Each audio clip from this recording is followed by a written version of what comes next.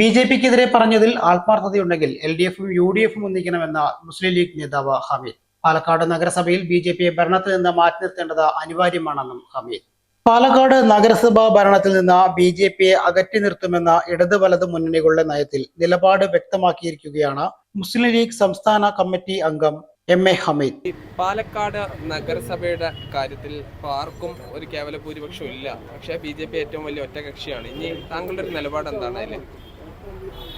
മർക്കർമലി പറഞ്ഞില്ലേ പ്രസിഡന്റ്, പാർട്ടിയുടെ നിലപാട് എന്ന് പറയുന്നത് എക്കാലത്തും ബി.ജെ.പിയെ ഭരണത്തിൽ നിന്ന് ഒഴിവാക്കി കൊടുക്കുക എന്നുള്ളത് തന്നെയാണ്.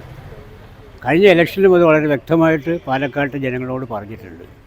കഴിഞ്ഞ 10 വർഷക്കാലമായി പാലക്കാട് നഗരത്തിലുള്ള ജനങ്ങൾ അനുഭവിക്കുന്ന ദുരിതങ്ങൾക്ക് അറുതി വരുത്താൻ യാതൊരു വികസനവും നടത്താൻ കഴിയാത്ത ഒരു ഭരണസമിതിയാണ് ബി.ജെ.പിയുടേത്. അതുകൊണ്ട് ഈ ഭരണസമിതിയെ താഴെ ഇറക്കുക എന്നുള്ളതാണ് യു.ഡി.എഫിൻ്റെ ലക്ഷ്യം എന്ന് തന്നെ പറഞ്ഞിട്ടാണ് വോട്ട് വാങ്ങിയത്.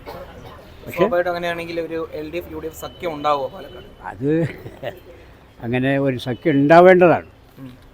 കാരണം ബി.ജെ.പിയെ ഒഴിവാക്കുക എന്നുള്ളതിൽ ആത്മാർത്ഥതയാണ് അഭിപ്രായമെങ്കിൽ തീർച്ചയായിട്ടും യോജിപ്പ് അനിവാര്യമാണ്.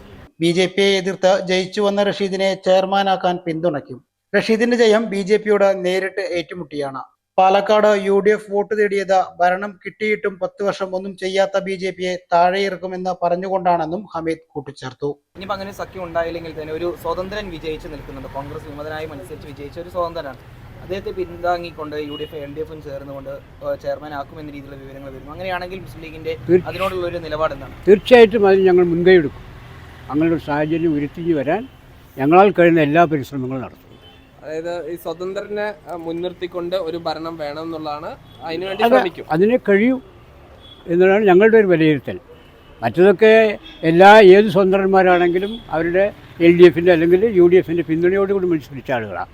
ഇദ്ദേഹം എന്ന് പറയുന്നത്, റഷീദ് എന്ന് പറയുന്ന ആൾ ബി.ജെ.പിയെ എതിർത്ത് പരാജയപ്പെടുത്തിയിട്ട് വന്ന ആളാണ്. റഷീദ് ചെയർമാനാവാൻ വേണ്ടിയുള്ള ശ്രമം നടക്കും തീർച്ചയായിട്ടും.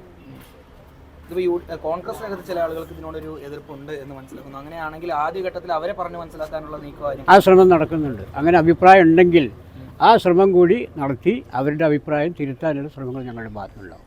റഷീദിന്റെ പേര് മുന്നോട്ട് വെച്ചിട്ട് തീർച്ചയായിട്ടും അതങ്ങനെ തന്നെ നടക്കും.